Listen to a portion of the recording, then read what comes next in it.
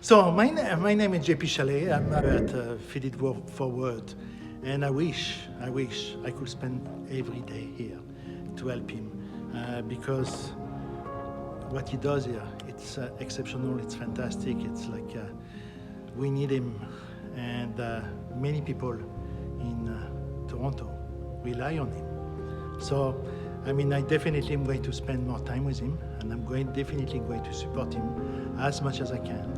And I think the whole industry, and maybe not only our industry, should spend a day, at least a day a month here, to support them and to understand what food means to those people who need it daily and are suffering right now.